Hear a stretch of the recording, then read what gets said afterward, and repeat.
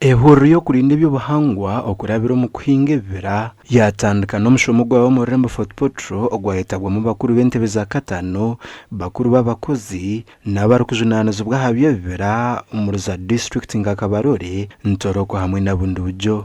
Plani zezi mpaha zikozigwe turejonise sente okuruga omu Denmark kandi ab'ekitongole kibareta ngu ni Hempo Foundation kuruga Denmark nibo batuhere sente ezo mpaho. Eki kyakorwa ekitongole kitari kya gavumenti ekya WWF kandi omu nkora egi kyashoza emiringo y'eza district ezirabe nizitamburiraho okukuuma ebibira ebi. Emiringo egi erimu okusherura sente z'okukuuma ebibira oku district zirakwatanise n'ebitongole ebindi ebirikukuuma ebibira, okuhwera abantu baburiijo kwetaba omu mirimo endiijo erikubatungira sente hamwe n'ebindi bingi. Zihereze omuhanda abebembezi ba district kandi hamwe n'abantu abehingurize Rwenzori Mountains National Park kugira ngo bakora emirimo yo kurinda obuhangwa kandi bine omuhanda oguterere munonga. So omu plan ezi mpaha ezikugambira za districts ina nitworeka nkuku ama districts gasa kutunga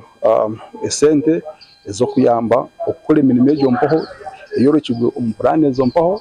Asahakiza ori omuheezi wa mukuru w'abakozi wa district ya Kabarore nagira ngu enkora egi kukora kurungi omu district sezi abantu biine kwegesibwa okuguma nibahinga ebihingwa byabo hamwe n'emiti. Ntuhinga ebihingwa ebindi tukabyara emiti erikubaasa kukurana hamwe na n'ebihingwa ebyo ebyokurya tukagumya ebyokurya omu maka gaitu konka nabwe tukagumya emiti erikutwera okuta orwoya orurungi ningashi carbon omwanya abantu bitu bakisyagye bakagira amagara marungi. Nagira ngu okoresa emiringo endiijo na munonga nka gas omu mwanya gw'enku nakyo nikiija okuhwera aha miringo etirweho okukuuma ebibira. Gas erikuruga omu masha g'ente n'embuzi na droppings ez'enkoko n'ebindi okureeba ngu twagira that natural gas ningashi gas ei barikuguza aha macundiro g'amajuta okureeba ngu twaguma nituzikozesa munonga omu maka gaitu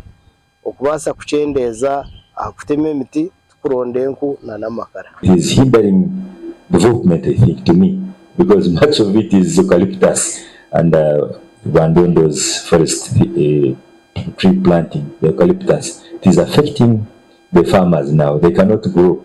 Now what they are doing, they are selling to him and moving away. Gasha kwa Jonan Tusingwire.